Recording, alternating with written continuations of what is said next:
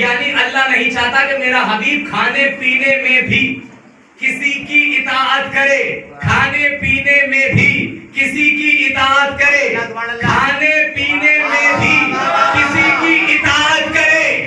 عید کے روز دو شہزادے رسالت کی پشت پہ بیٹھے ہوئے ہیں۔ آپ مجھے انصاف سے بتائیے، واقعہ تو سنا ہے، بس ایک نتیجہ دینا ہے۔ آپ مجھے بتائیے کہ شبی ناکے کی رسول بنے کہ نہیں بنے؟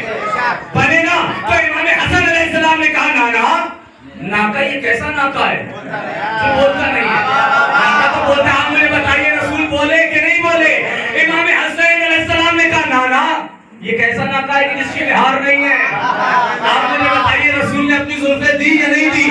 ایک زلف حسن کے ہاتھ میں، ایک زلف حسین کے ہاتھ میں، اور اپنے نوازوں سے کہا بیٹا سنو، جدھر جدھر تم لے کے جاؤ گے رسالت ادھر بن جائے گی۔ مشیت نے آواز دی اے میرے حبیب، یہ ان کی اطاعت نہیں ہے، ان کی اطاعت میری اطاعت ہے۔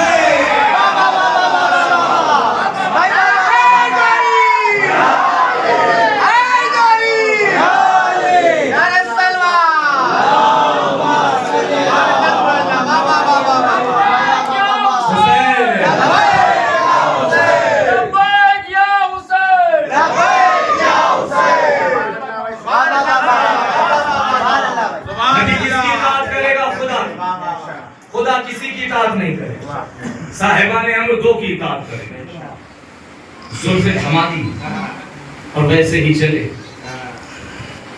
حسین پشت پہ رسول کی اطاعت کرے، ان کی اطاعت خدا کی اطاعت ہے۔ رسول سجدے میں ہے، حسین ہے پشت پا۔ اگر دنیا کے مسلمانوں میں ہمت ہے تو سب مل کر رسول کو سجدے سے اٹھا دو۔ اگر ہمت ہے تو سجدے سے اٹھا دو۔ اب آپ مجھے بتائیے انصاف سے، رسول نے، اور یہ روایتوں سے بھی ثابت ہے کہ اللہ موجود ہیں اور اس سے بہتر تقریب ہمارے جوہن بھائی ماشاءاللہ سے خدا ان کو سلامت رکھے، اور مولانا صاحب محمد عباس صاحب بھی ہیں، میری بات کی تائید کریں گے کہ امام حسین علیہ السلام نبی کی پشت پہ بیٹھے اور روایتوں سے ثابت ہے کہ یہ منبر بنا کے بیٹھے۔ جب منبر پہ بیٹھا جاتا ہے تو چہرہ مجمع کی طرف ہوتا ہے۔ مجھے جو پڑھنا تھا میں نے پڑھ لیا۔ حسین پشت پہ ہے نبی کی، چہرہ کدھر ہے؟ مجمع کی طرف۔ میں منبر پہ بیٹھوں، میرا چہرہ کس کی طرف؟ آپ کی طرف۔ حسین بھی ایسے ہی بیٹھے۔ کیوں؟ اس لیے کہ بیٹھے ہی اس لیے تھے کہ دنیا کو پیغام دینا تھا۔ 70 مرتبہ یا 72 مرتبہ یا 125 مرتبہ، مختلف روایات ہیں، لیکن حسین پشت پہ آ کے بیٹھے۔ ایک آدمی نے دیکھا حسین بیٹھے، پھر سجدے میں گیا۔ دوسرے نے دیکھا حسین پشت پہ ہے، وہ بھی گیا۔ یعنی جب تک ایک ایک نے دیکھ نہ لیا تب تک حسین پشت سے۔ اب آپ مجھے بتائیے یہ بات میدان کی تھی یا مسجد کی تھی؟ تو ہمیں پتہ کیسے چلا؟ بات تو میدان کی ہوتی تو پھر آسانی تھی، لیکن بات تھی میدان کی، تو ہمیں پتہ کیسے چلا کہ رسول کیوں کھڑے نہیں ہوئے، کیوں اپنا سر سجدے سے نہیں اٹھایا؟ اب سلام ہو نبی کے اس بزرگ صحابی پر کہ جس نے بعد نماز مسجد کے باہر صحابیوں کے سامنے پوچھ لیا یا رسول اللہ جب حسین پشت پہ آئے تھے تو آپ نے سر کیوں نہیں اٹھایا؟ نبی نے مسکرا کے کہا کہ میں سر کیسے اٹھاتا، میرے ایک ہاتھ پہ جبرائیل کا ہاتھ، دوسرے ہاتھ پہ میکائیل کا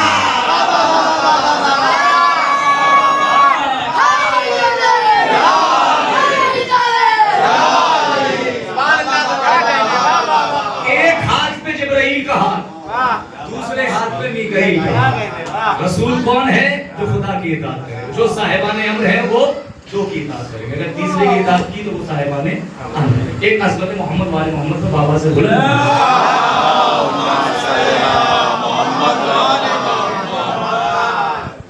تو آپ دیکھیں ان کی عظمتیں کتنی، ان کی فضیلت کتنی۔ اور آج کا دن جو ہے، ابھی آپ دوسری مجلس میں تابوت کی بھی زیارت کریں گے امام حسن علیہ السلام سے بھی، یہ شہادت اور رسول خدا صلی اللہ علیہ وسلم کی بھی شہادت، اللہم صلی علی محمد و آل محمد۔ ان کی اطاعت خدا کی اطاعت، اللہ کسی کی اطاعت نہیں کرے گا، رسول ایک کی اطاعت کریں گے، وہ صاحبان امر دو کی اطاعت کریں گے۔ امام علی علیہ السلام اپنے بیٹے امام حسن کا ہاتھ پکڑ کر قبرستان کے قریب سے گزر رہے تھے. ابھی ان چھوٹے چھوٹے بچوں کی یہ جملہ ہے. جیسے ہی گزرنے کے بعد مولا کائنات روکے اور روکنے کے بعد انگلی کی اشارے سے کہا بیٹا حسن جانتے ہو یہ قبر کس کی ہے؟ بابا کس کی قبر ہے؟ لیکن جانتے مولا علی علیہ السلام بھی ہے اور جانتے حسن علیہ السلام بھی ہے. لیکن پوچھا اس لیے جا رہا تھا تاکہ یہ روایت بن جائے اور ہم تک پوچھا جو معصومین پوچھتے ہیں وہ اسی لیے تاکہ وہ ہم تک بات پہنچ جائے. کہا یہ جو قبر ہے نا یہ سلیمان ابن داؤد کی قبر ہے. تو امام حسن نے مسکرا کر کہا بابا کتنا اچھا ہوتا کہ میں سلیمان ابن داؤد کو دیکھ لیتا. مولا نے کہا کہ بیٹا حسن یہ کوئی بڑی بات نہیں ہے. ابو تراب نے تراب کو اشارہ کیا. تراب جو ہے وہ شب ہوئی اور شب ہونے کے بعد انگلی کی اشارے سے کہا امام علی علیہ السلام نے بیٹا حسن دیکھو یہ ہے سلیمان ابن داؤد. یہ وہ نبی ہے کہ دنیا میں جو ہے یہ بادشاہت بھی کرتے تھے اور نبی بھی. چرند پرند اور ہواؤں پر یہ حکومت کرتے ہیں. وہ کیسے کرتے ہیں بتانے کی ضرورت نہیں. امام حسن نے مسکرا کر کہا بابا کتنا اچھا ہوتا کہ میں سلیمان ابن داؤد سے باتیں کرتا. تو مولا نے کہا یہ بھی کوئی بڑی بات نہیں. مولا نے اپنے ابا کی جیب میں ہاتھ ڈالا اور ڈالنے کے بعد ایک انگوٹھی نکالی. انگوٹھی نکالی اور نکالنے کے بعد ایک قدم آگے بڑھے اور بڑھنے کے بعد سلیمان ابن داؤد کی انگلی میں پہنا. سلیمان ابن داؤد کھڑے ہو اور امام حسن سے کہا بیٹا باتیں کرو. بات ہوتی رہی. جب بات ہو چکی امام حسن نے کہا بابا بات ہو چکی. پھر مولا کائنات جو ہے وہ ایک قدم آگے بڑھے انگوٹھی کو اتارا. سلیمان ابن داؤد اپنی اصلی حالت میں پہنچ گئے. جیسے تھے انگوٹھی اتاری تو پھر وہی انگوٹھی پہنائی کلام کرنے لگے. اب آپ سمجھیں اس واقعے سے کیا نتیجہ نکلا؟ یعنی عیسیٰ امت کو زندہ کرے گا نبی ہونے کے بعد. عیسیٰ نبی زندہ کریں گے امت کو نبی ہونے کے بعد. علی زندہ کریں گے امام ہونے کے بعد نبی کو زندہ. نبی اور امام میں فرق یہ ہے.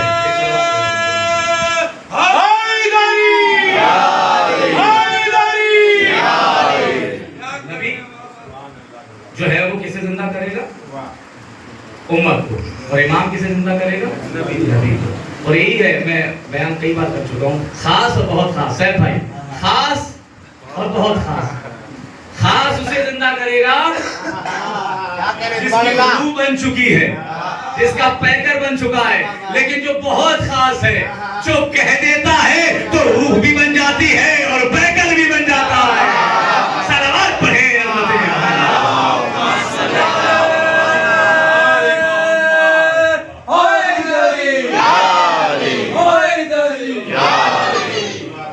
اللہ وہ ہے جو کسی کی اطاعت نہیں کرے گا. رسول ایک کی اطاعت کرے گا اور صاحبان ہم دو کی اطاعت کرے گا.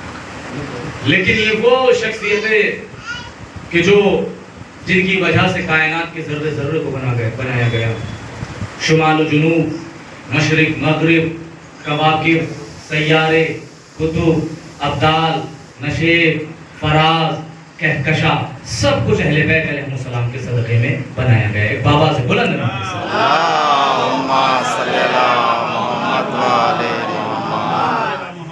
تو یہ سب چیز جو کائنات میں بنائی گئی یہ اہل بیت علیہ السلام کے صدقے میں بنائی گئی. بہت سارے لوگ ہیں دیکھیں مولا علی علیہ السلام نے بارہا کئی مقامات پہ کہا ہے سلونی سلونی. مولا کو یہ زیب انہی کو دیتا ہے. لیکن وہ جو پڑیا والا واقعہ ہے میں نے بھی پڑھا اور بھی تقریر کی زبان سے آپ سنتے ہو, بچوں کو یاد ہے کہ بڑھیا لے کے آئی اپنے جوان بیٹے صندوق میں لے کے آئی. اب یہ نہیں پتا کہ اسے کتنا پیسہ دیا گیا لیکن وہ جوان بیٹے کو لے کے آئی کیوں تھی؟ تاکہ وہ پائے تکمیل تک پہنچ جائے, لوگوں کا ارادہ پائے تکمیل تک پہنچ جائے. اب آپ مجھے بتائیے کہ جب وہ جنازہ لے کے بنا کے لے کے آئی اور اپنے جوان بیٹے کو, سب لوگ یہ سمجھ رہے ہیں کہ زندہ ہے. آپ مجھے بتائیے کیا مولا کو اس بات کا علم نہیں تھا کہ یہ زندہ ہے کہ مردہ تھا؟ لیکن پھر مولا نے نماز پڑھائی کیوں؟ خالی کہہ دیتے کہ یہ زندہ ہے اور زندہ کی نماز جنازہ نہیں ہوتی, آپ اٹھا کے لے جاؤ. مولا کو کہہ دینا چاہیے لیکن نماز پڑھائی کیوں؟ مولا نے تین بس آخری منزل ہے فضیلت کی، مولا نے 3 مرتبہ اس سے سوال کیا پڑھا دوں؟ کیا کہنے پڑھا دوں؟ پڑھا دوں؟ اس نے کہا پڑھا دیجیے، پڑھا دیجیے، پڑھا دیا۔ اب جیسی مولا نے نیت کی جو پڑھنا تھا پڑھا، اب یہ جو ہے وہ مردہ ہو گیا، زندہ لے کے آئی تھی لیکن اب ہو گیا مردہ۔ اب جیسے ہی وہ لوگ جو میدان میں نبی کو چھوڑ کر بھاگ جاتے تھے، علی کو پیچھے سے چھوڑ کر آگے آ کے کھڑے ہو گئے، اور آنے کے بعد کہتے ہیں یا علی بڑے وعدے کرتے تھے، بہت بڑے بڑے دعوے کرتے تھے کہ آسمان کے اوپر کا پوچھ لو یا زمین کے نیچے کا پوچھ لو، آپ کو تو یہ نہیں پتا کہ چادر میں زندہ ہے یا مردہ۔ مولا نے مسکرا کر کہا کہ تحقیق حیات پہلے کرو، اعتراض بعد میں کرنا۔ تحقیق حیات پہلے کرو اور اعتراض بعد میں کرنا۔ لیکن مولا کو تو بتا دینا چاہیے تھا یہ زندہ ہے، لیکن علی نے نماز پڑھائی اس لیے، اب آہستہ سے جملہ سنیے، پڑھائی اس لیے، اگر بتا دیتے پہلے کہ یہ زندہ ہے اور زندہ کی نماز جنازہ نہیں ہوتی تو یہی وہ شخص کہ جو جنازہ لے کے آئے تھے وہ آپس میں جا کر اپنے گھر میں کہتے کہ ہو سکتا ہے کہ جب ہم نے یہ منصوبہ بنایا تھا تو کوئی علی کا چاہنے والا تھا، اسی لیے اس نے یہ خبر دے دی اور علی کو پہلے سے پتا چل گیا۔ لیکن علی نے پڑھ کے بتایا، عشق علی حیات ہے، بغض علی موت ہے۔ صلاۃ پڑھیں رسول اللہ۔ دیکھیے لے کے آئی تھی اور اس کو ابھی تو نہیں پتا کتنا پیسہ دیا گیا، لیکن حکومت نے اسے پیسہ بہت دیا، اور کوئی ماں اپنے بیٹے کو، زندہ بیٹے کو تابوت میں لٹا لے۔ دیکھیے لیٹنا تو سب کو ہے، لیکن یہ زندہ کو لٹال کے لے کے آیا۔ ایک اور صلوات پڑھیں۔